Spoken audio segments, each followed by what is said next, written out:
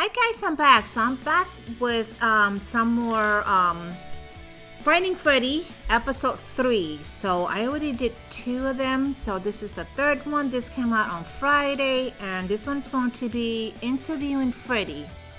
So this is going to be good. And this is only like 5 minutes long. Short actually. I wish it was longer. So let's get into it, okay? Because I love these, and I know some of you guys like these things. So can't wait. Let's go.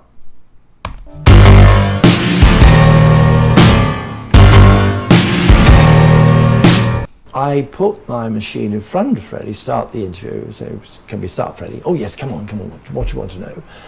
And fortunately, I looked at the machine and the red light wasn't on. And I said, oh Freddie, just a moment. I said, I'm worried. He said, what is it, darling? So I tested, I said, oh my God, I'm so embarrassed, Freddie. The battery is flat. I couldn't believe it. Was I angry. Anyway, he was wonderful. He got his manager to rush around the hotel somewhere and get new batteries. We started all over again. I don't know many artists that would be that comfortable about doing that again. What is your attitude to life? I don't know. Actually, at this point in time, I think it's just having a good time. To be honest, yeah. I was caught up in being successful and being a star and all that, and I thought this is the way a star behaves or whatever. Now I don't give a damn.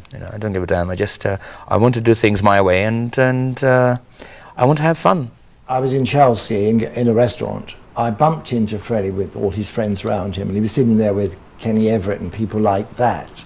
As I passed by, Freddie just said to me, David, oh, I love your Beatles stuff. You haven't interviewed me yet. Why not? So what a great invitation. So I said, well, yes, why not? I would love to. When could we do it? So he said, well, ring my office and come to one of the gigs and I'd be happy to do an interview with you. So it was a very easy-going introduction. The first interview I did was actually in Manchester. So I went to the concert and I went backstage and Mary was there. And they were roaring, calling him back for more, and he came out of the side platform of the stage into the dressing room, picked up an iron and threw it through the full-length mirror that he dressed in front of earlier. And I said, Freddie, gosh, you're obviously not superstitious. There's 7 years bad luck in my family. He said, well, that means I've got another 7 years to live, haven't I, David? But of course, he was fit then. And I said, what's wrong? And Mary said, what's wrong, Freddie? We were not good enough tonight. My microphone was popping, and that is bad. We are number 1, and we have to be the best. That's what it was like. But I said, but Freddie, look, they're calling you back now. He said, I know, and I want them to have the best of us. Extraordinary, isn't it? Yeah. I wonder what concert that was. And he didn't want to go around the world. He wanted to just do one big interview. He said, oh, get David over. So they flew me over. Okay, Freddie and David. Yeah.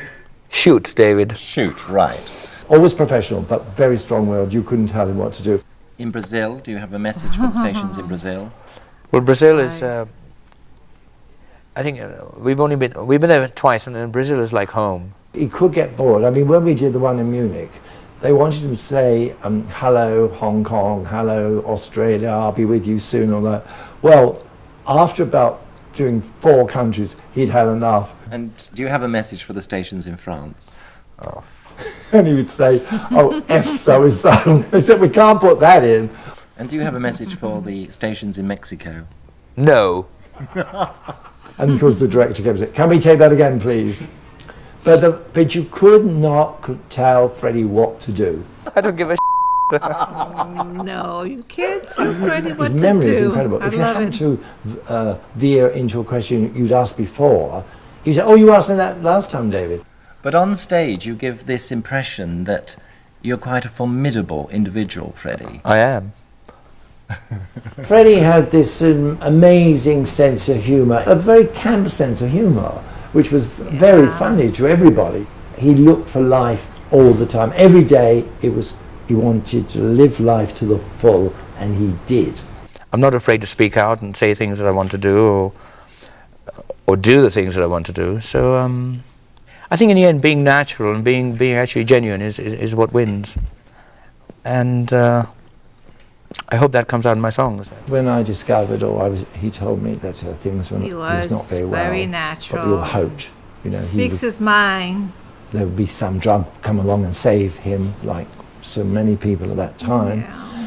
And I said to him, well, so how would you like to be remembered, Freddie? What would you like to be remembered?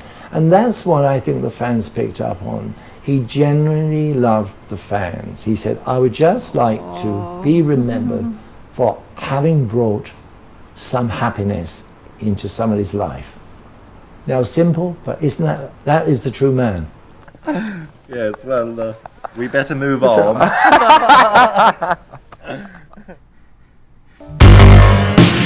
Amazing man right there. So amazing. Oh my God, I love this man so much because he's so honest and he just speaks his mind. It's just so good. And this video is such a good quality, the sound and the picture. It's really, really good. And I love David. I think it's always been a good friend with Freddie. So he's always saying good things about Freddie. And this is really good. I like it. It's just a little too short, though. I wish it was a little longer. But, and I wonder what concert, what he was talking about, that his mic wasn't like working right. That's why he was so mad that he threw like an iron through the mirror.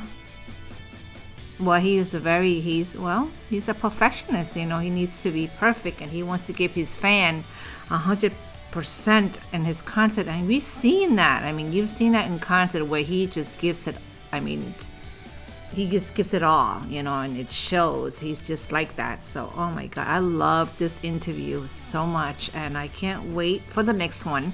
So I hope you guys like this, and we're looking forward for some more next week. I can't wait because the more that you know about this man and how sweet, and he's so caring, and and he loves his fan. It's like, wow, it's an amazing guy, amazing man. Okay, guys, I will see you next week with some more episode 4 next week. So thank you for watching, and make sure you like, subscribe, and comment below. Bye.